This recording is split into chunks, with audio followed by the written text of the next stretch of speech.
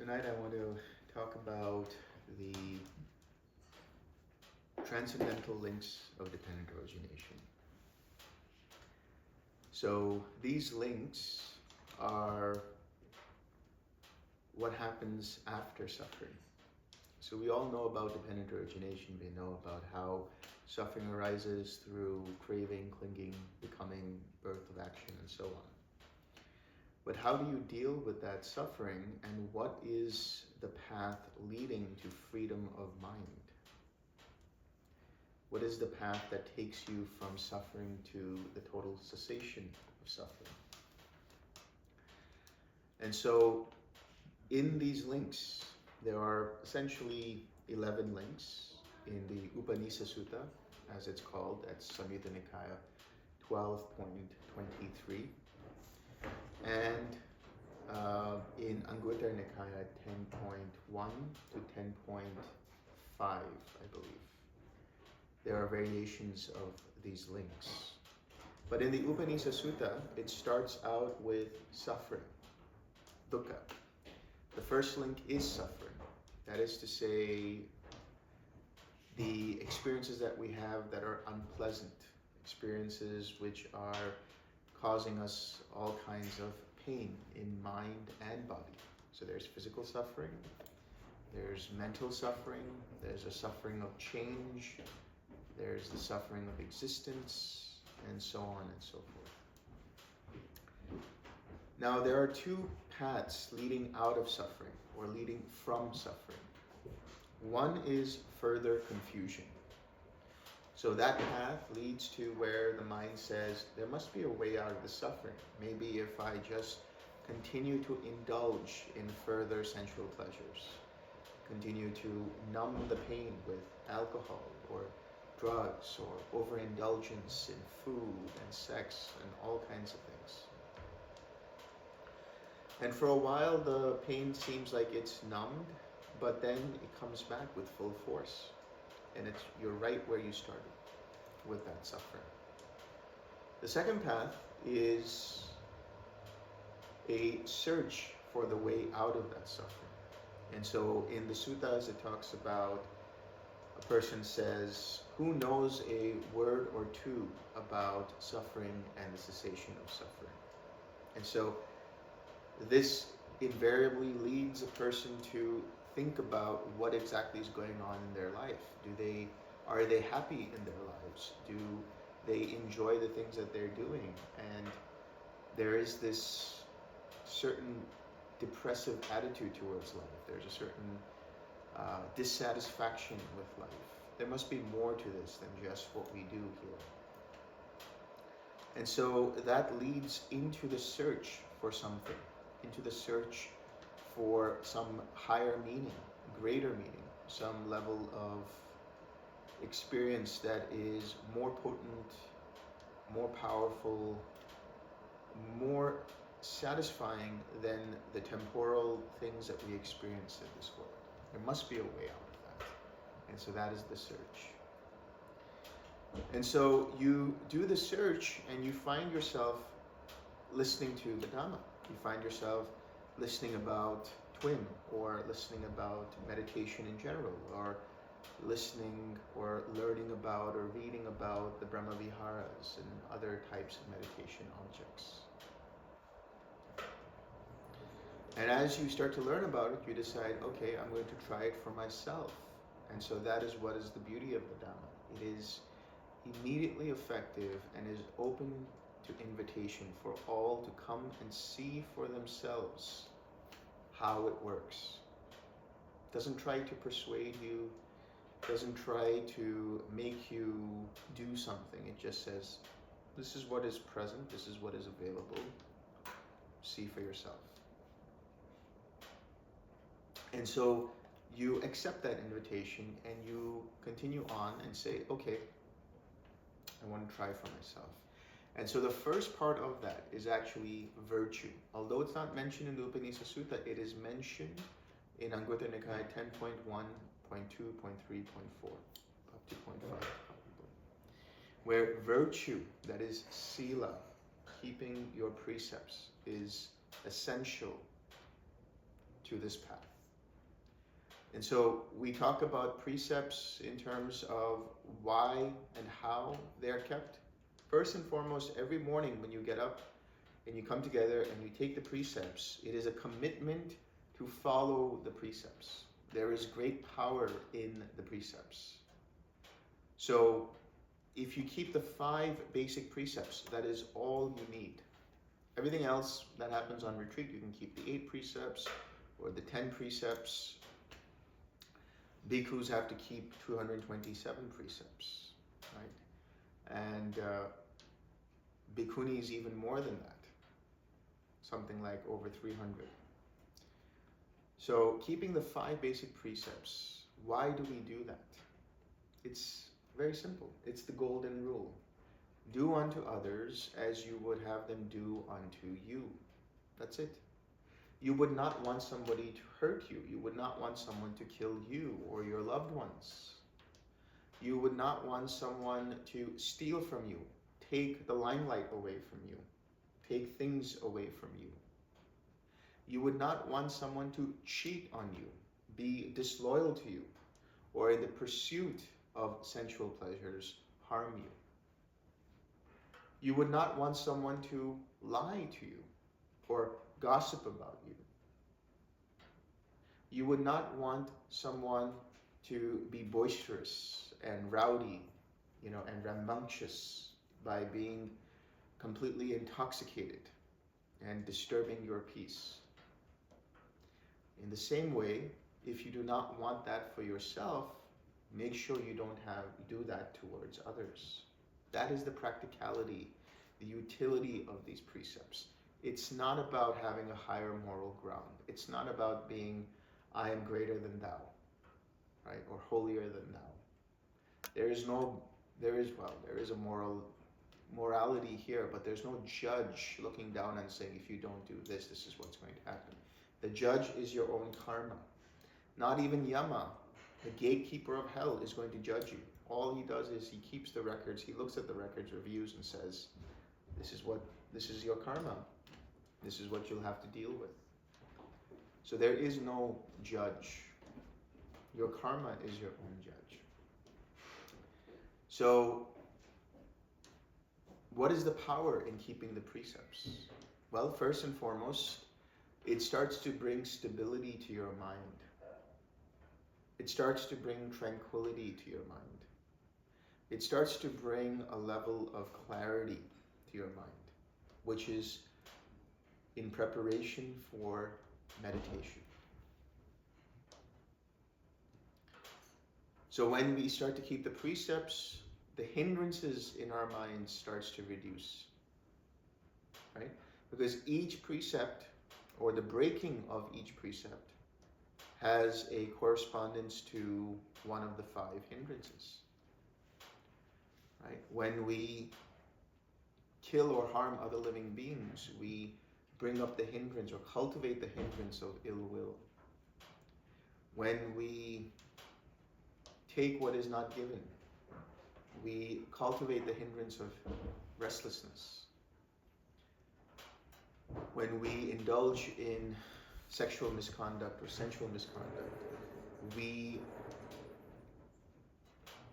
strengthen the hindrance of sensual desire, sensual craving.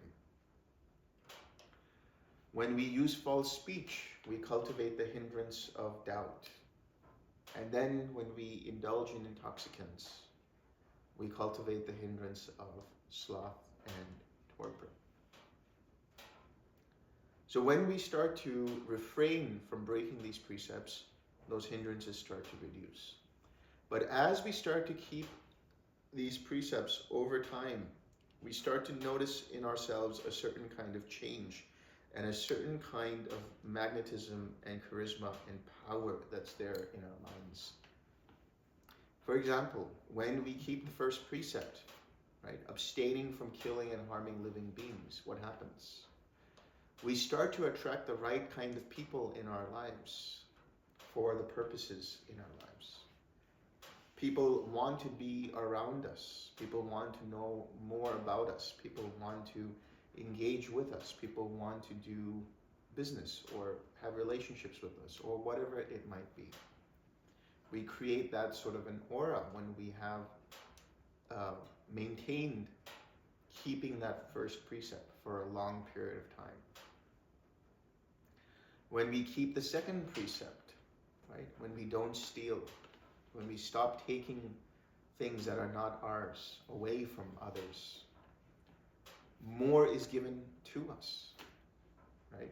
We notice that in our minds or in our lives, things that are required in that exact moment are given to us, whatever it is. Resources, money, a flight, books, whatever it is, shelter, it is given to us exactly when we require it. And you start to notice that the universe starts to take care of you in that sense. You don't have to worry about things. You don't have to worry about, resources and what am I going to do when I reach this place or that place. Everything starts to fall into place for us. When we keep the precept of abstaining from sensual or sexual misconduct, what happens is that our mind becomes much clearer. And we start to notice that the things that we might want starts to manifest.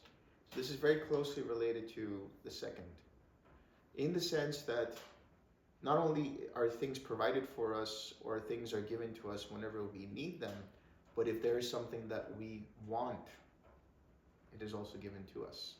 It may take a little time, but it manifests in its own way, and we don't have to worry about it. And there's a level of clarity in our minds. When we keep the fourth precept, people have a lot of confidence in us, and we have a level of inner confidence. We have a level of self-confidence. We have the ability to influence others for wholesome purposes. What we say comes true. Whatever we think and whatever we say comes to be. This is known in the Indic religions or in the Indic traditions, that is to say in the traditions of ancient India, as Vak Siddhi, or it's a power. Vak means voice. You utter something and it happens. And this happens when you keep the fourth precept. When you keep the fifth precept, it creates a level of stillness in your mind that is immediately approachable, immediately accessible. You're never tired, you're never bored, you're never looking for this or that. Your mind is steady all the time. And wherever you incline your mind, it goes there. Whatever it is you want your mind to do, it does it. There's no trying to reboot or thinking about this or that or making an effort. You just incline your mind to something and it goes there. So this is the power of virtue. This is the power of sila. And as a result, it goes into non-regret. And that non-regret translates to what is known as pamoja. That is gladness in the Dhamma. Having gladness. Because you have come to the true Dhamma for yourself. You have seen for yourself that this practice is starting to have an uplifting quality to your mind. And you become more at ease. You feel gladdened by words of the Dhamma. You feel happy when you hear a Dhammata, or when you read a Sutta, or when you're just sitting and meditating and reflecting on the Dhamma. From this pamoja, you have what is known as piti, or joy. Now this piti can be experienced as exuberant joy, it can be experienced as excited joy, but it doesn't have to be. This piti is a sense of happiness, a sense of joyfulness, a sense of being at ease, being playful, right? So this is the whole practice of the retreat. Stop taking things seriously. Allow the mind to be at ease. Make it a game. Enjoy yourself. Enjoy. I mean, that word, enjoy, what does that mean? It means inculcating joy within ourselves. Bringing up that playful attitude. And it starts as small as the smile, as small as laughing, telling a good joke, having a sense of humor, not being offended by things, allowing the mind to be happy all the time. Now, from this joy, we get what is known as tranquility. So, this tranquility is a experience of being, again, relaxed and at ease, right? So you take things less personally. When you walk, you're more relaxed. When you speak, you're more relaxed. When you eat, you're more relaxed. When you meditate, you relax into the meditation. So this tranquility, this experience of being okay with things, right? Relaxing into the moment, translates into a meditation where the mind isn't looking for an outcome. It's completely relaxed. It's content being in itself. It's content to be here in the moment. This tranquility invariably leads to what's known as Sukha, or comfort. And this is actually a body that is at ease. Sukha. Sukha can mean happiness, but Sukha also means comfort. It means to be comfortable in your own skin. Being comfortable with whatever is going on. Completely okay with everything.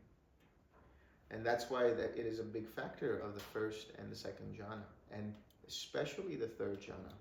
Because in the third jhana, you start to experience this level of change in the body. The body becomes more deeply rooted, and it feels like it's heavy, but it's stable, or it becomes light and airy and floaty, right? And so you start to lose sensation in the body, but at the same time, you have a clear level of contentment, a level of like, it's a sigh of relief. Everything is okay in the body. And so from this collectedness, we have what is known as, from this tranquility, we have what is known as collectedness. So that is samadhi. Right? This collectedness we've spoken about when we talked about the enlightenment factors. This collectedness is where the attention remains unified around the object of meditation. The mind is composed. The mind is balanced. The mind is here, present. Where the mind inclines to, there it goes. And so the mind remains stable and steady. It is unwavering. And so this is where you start to get into the territory of the fourth jhana. The third, getting into the fourth jhana, where the mind is unwavering. The mindfulness is so sharp, even if a hindrance arises, it's no big deal. It's able to catch it before it turns into something even greater, into something that pulls your attention completely away.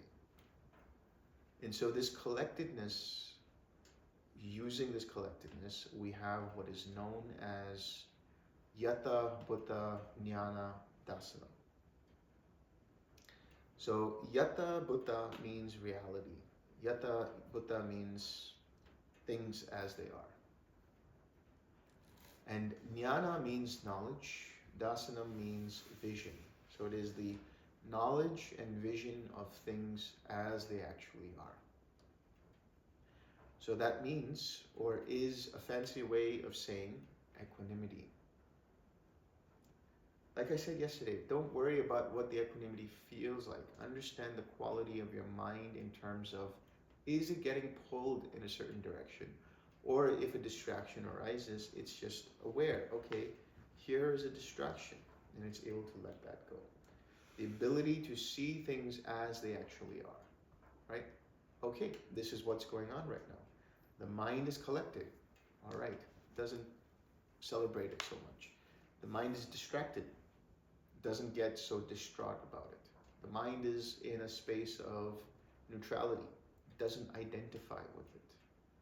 So at a deeper level, Yata Bhuta Jnana Dasanam also means the ability to discern and see for yourself and experience for yourself the dependently arisen nature of all conditioned experience, which means you don't take it personally. You see it as impermanent. Does it really matter for me to get caught up in this right now? Will it really matter to me in an hour from now? Will it matter to me 6 hours from now? Will it matter to me tomorrow, or 5 days from now, or a month from now, right? It is passing all the time. It is arising and passing. So you let go of that. And as a result, you start to see the impersonal nature of things. And so this is one of the deepest levels of understanding Yata Bhuta Jnana Dasana, where you see in the meditation also formations arising, sankharas arising, and your mind doesn't get caught up in them. It is just aware, okay, there's this activity coming up. Okay, the mind is starting to sink deeper into something. Okay, the mind is starting to experience some greater clarity of light. Okay, the mind is starting to experience joy. In any situation, the mind remains non-reactive. Yata Bhuta Jnana Dasana, the knowledge and vision of things as they are, or equanimity, is total non-reactivity to an experience. No judgment, no reaction, just seeing as it actually is. As you start to do this, it results in, the fruit of that is disenchantment and dispassion. So what is disenchantment? Disenchantment comes from the word nibbana. Nibbana means revulsion, but that gives the connotation that it is aversive in nature.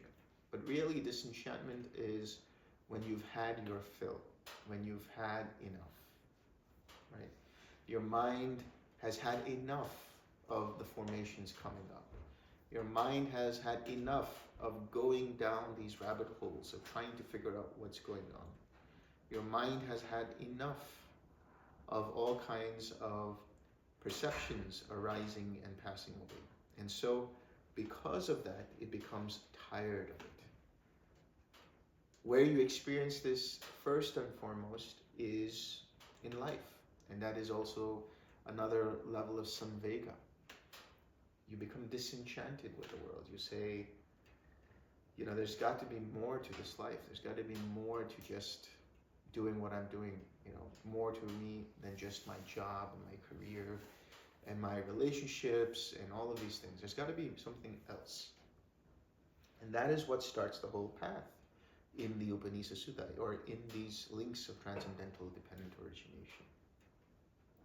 So this disenchantment in the meditation is where your mind becomes less and less enchanted by things, less and less interested in things.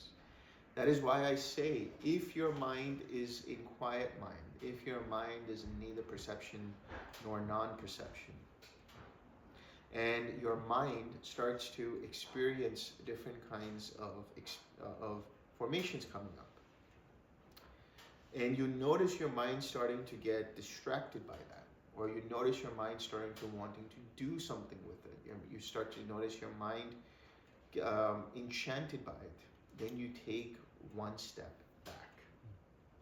These links are conditioning the next arising of the links. So, what does that mean? If you don't have enough disenchantment, if your mind gets too interested, too caught up in what's going on with the formations in quiet mind, what do? Go back one level. Go back to the previous link, which is equanimity. Go back to radiating equanimity. Okay, there's not enough equanimity in the mind. What do? Radiate joy. Okay, there's not enough joy. What do? Radiate compassion. Fine, there's not enough compassion. What do? Radiate loving kindness. There's not enough loving kindness to radiate. What do? Cultivate loving kindness for yourself. Okay, there's not enough loving kindness for yourself. What do? Forgive yourself and forgive others. Okay, you can't do that. What do? Go for a walk.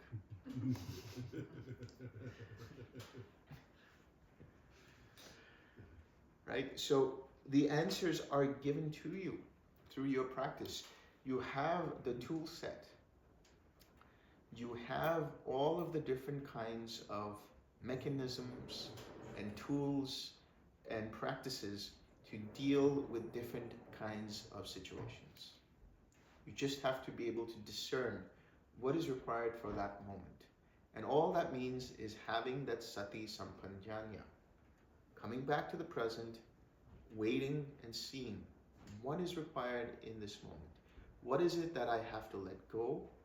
Or what is it that I don't have enough of to let me go to the next step? This is using investigation. This is the proper use of investigation. It doesn't mean you have to look for something. It doesn't mean you have to analyze something. It doesn't mean you have to reflect on something. It means being present and open, asking the question, and waiting for the answer. Waiting not in the sense of expecting an answer. Being open to whatever answer arises. That is the utilization of your intuition. So this disenchantment, being the fruit of equanimity, gives rise to dispassion. So what does disenchantment feel like in the meditation? The mind becomes very still. So the mind becomes very quiet. You're in the pabhasara chitta, the luminous mind, where the mind is absolutely quiet and nothing is going on for a long period of time. And then there's a deeper level of stillness in the mind where everything seems like it's just frozen. Nothing is going on at all. And here the mind is in the bubble of dispassion, where nothing can penetrate through the mind, through that bubble. Nothing sticks to the mind. The mind has Teflon around it.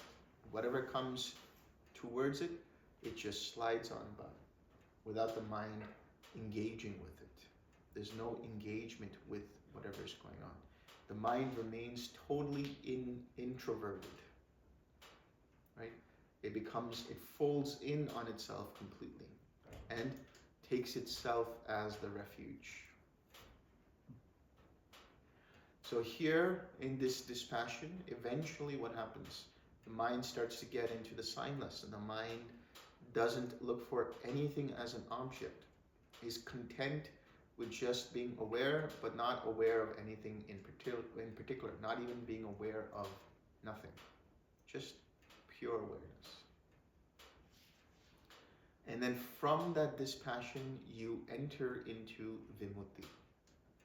So this vimutti is cessation. The cessation of perception, feeling, and consciousness, or the cessation of certain fetters. So that means you have an attainment, you have an experience, and then the mind is free for a while. In reality, whenever you have a cessation experience which is followed by NIbbana, or a fetter breaking experience, which is the entry into a path and the fruition of it, whenever you have that, in that moment when there is contact with the NIbbana element, for that moment, the mind is completely free of all fetters, which means for that moment, the mind experiences arahatship. However, because of the feeling of joy and relief and happiness and just overload of, amazing feelings, that experience which is conditioned by the contact with the unconditioned, that the mind craves for and says, what was that? It identifies with it and says, I want more of that. Can I get some more, please? Yeah. And so then certain fetters come to be again. So sensual craving is still there. Aversion might still be there. Identification might still be there. In the first scenario, or in the very first instance of having cessation followed by Nibbana, you enter the stream. You have let go of any doubt in the Buddha, Dhamma, and Sangha. That is the mirror of the Dhamma. How do you know somebody is a stream enter? When they have total conviction in the Buddha, Dhamma, and Sangha. Everything else comes to follow that, which is the letting go of the belief in a personal self and the letting go of any clinging to rites and rituals with the idea that they will take you to full awakening. So once you have this vimutti, it takes you into the next step, which is the knowledge or the reviewing knowledge of what has happened. And this can happen immediately, where you notice something happened, something changed, something shifted. Or it can happen over a matter of days, weeks, months, even a whole year, of noticing what kind of changes are happening in the mind. Wow, the mind doesn't react in this way anymore. Wow, the mind doesn't get irritated by this anymore. Wow, the mind isn't identifying with this. That is why you give it some time to see how your mind responds in all varieties of situations, so that you can know for yourself, the mind can know for itself, indeed, this is the work that has been completed, and this is the work that is yet to be completed. And if that's the case, what do? You rinse and repeat. So this whole process of the 11 links, you go back to what? You go back not to suffering, you go back to maintaining right view. You go back to maintaining your virtue. You go back to relishing in the Dhamma by listening to Dhamma talks, meditating, reading suttas, so on and so forth. Having a Sangha, a community of people, whether it's online or physical, where you can connect about the Dhamma together. And then that leads to further joy, that leads to further tranquility, that leads to further Sukha, that leads to further collectedness, that leads to further insights into the three characteristics, that leads to further equanimity, further disenchantment, further dispassion, another level of vimutti, another uncovering, another dropping of the fetters happens. And then you know for yourself. So this takes time. Not only does it take time, but just like any of the links of dependent origination, it happens at different levels. It can happen from lifetime to lifetime. It can happen from day to day or moment to moment, or it can happen immediately, right? Each link succeeds the other immediately. And it can happen in the meditation. You start to see for yourself how this process works. So these are the tools that you have available for you in your daily life. But what that means is you have to continue to make a commitment to keep the precepts. Every day you wake up, first thing you do is you take refuge and you take the precepts. It takes you no more than 10 minutes to do that, if at that. You do that and you go about your day. And you try to make a commitment to sit for however long you can. If it's only 30 minutes, it's only 30 minutes. If it's an hour, it's an hour. If it's 2 hours, it's 2 hours. You just work with your schedule. One of the best things to do, in my experience and experience of a lot of other people, is as soon as you wake up, just sit down for meditation. That's it. Sit down to take the refuges, sit down to take the precepts and meditate. If you have 25 minutes, you have 20 minutes, fine. But you have done at least that much for the day. If the rest of the day is bombarded by all kinds of other things to do, that consistency in practice is key. That ability to have a disciplined routine of meditating first thing in the morning, right? You can notice for yourself, meditate 3 or 4 days in a row and you miss out one day, how does that day feel like, right? It doesn't go as smoothly as it would have if you had loving kindness, if you were cultivating the Brahma Viharas, if you're staying in quiet mind. You notice that change, you notice that difference. So as you start to notice that difference, your mind says, what? I'm going to start to form this habit of meditating first thing in the morning. Of course, you work around your schedule, but the reason I say first thing in the morning is because you have no excuses then. You have to do it. Even before you brush your teeth or whatever, you just do that. Otherwise, you say, okay, I'll do it after I, brush my teeth, after I have my first cup of tea, after I go for a walk. Okay, you know what? I'm kind of late for work now, so I'm going to do it in the evening. You come back in the evening. You know what? I'm a little tired. I'm just going to sit around, watch TV, listen to the news or whatever it is. I'll do it before I go to sleep. You go to bed. You know what? I'm a little tired today. Right? So all kinds of excuses start to build up. If you do it first thing in the morning, that's it, you've done it. At least you've done that. And what you will find, the beauty of that is you enjoy doing it in the morning. You'll say, hey, I'm looking forward to when I can do it in the evening as well. Because it becomes that much more pleasurable. It's like, wow, this was great in the morning. I can come back in the evening after my day is ended and just replenish my system by doing another sit.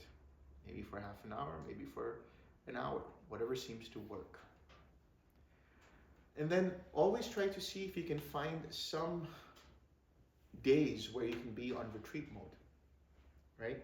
Which means maybe for a weekend, Saturday and Sunday, once a month or twice a month, you decide, I'm going to just shut off everything, disconnect from the internet, disconnect from the world, and just be in retreat mode.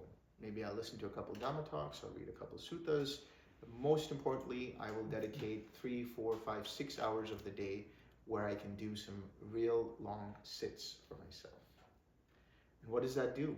Not only does it start to build your endurance to sit for longer, but it keeps the momentum for the rest of the week going. Right? So that's another thing that you can do when you get off a retreat, is find days in the month where you can block off and say, this is my retreat time. I'm disconnecting from the world. And yeah, maybe if you want, you can do 1 or 2 physical retreats a year or 1 or 2 online retreats a year just to take a complete break, 9 or 10-day break from the world. Completely fine. But if you do these things, that all helps with the meditation. But other things that help with the meditation is to be able to use right effort in your daily life. What is the point of getting into these rarefied, refined states of mind if you get pissed off at the other person, right? If you get saddened by something, if you get distracted by something, what is the point? So the key is to be able to recognize when your mind starts to get distracted, when your mind starts to get agitated by something, and to let go of those unwholesome states and to replace them with wholesome states of mind. It's as simple as saying, like, you're finding yourself getting agitated and you're like, okay, I'm agitated, I'm going to make it a point to relax. I'm going to come back to my smile if I can, and I'm going to bring up some equanimity in this moment. Or I'm just going to become more mindful of this moment and start to relax and tranquilize and relax. As you do this, you start to recondition your habit patterns in daily life too. You recondition your bhava. Your bhava are the habitual tendencies that you have. Habitual tendencies doesn't mean that they're just unwholesome. They can be wholesome as well. Instead of lashing out at the other person who gets upset at us, we can recondition that habitual tendency and say, I'm choosing to be silent in this moment.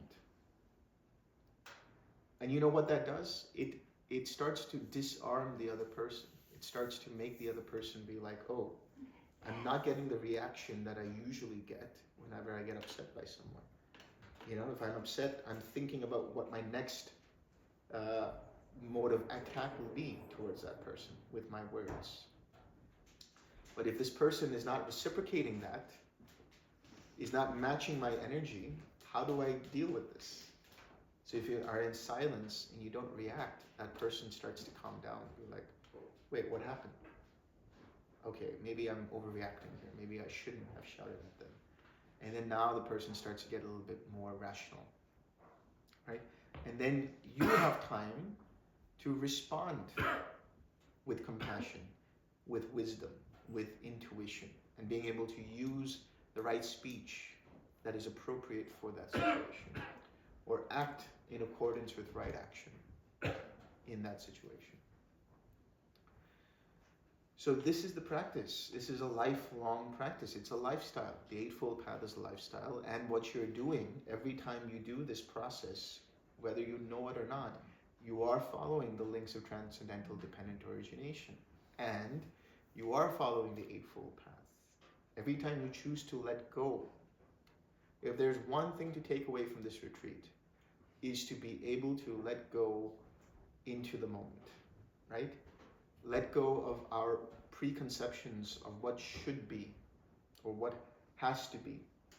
Let go of our ideas of the other person. Let go of our judgments. Let go of our concepts. Let go of whatever we think things have to be.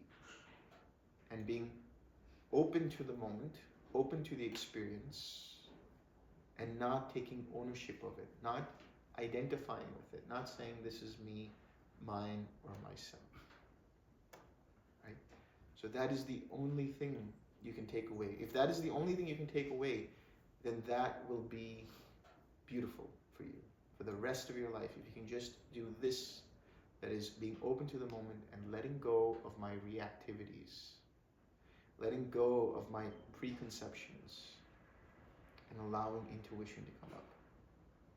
Everything else will take care of itself. Any questions?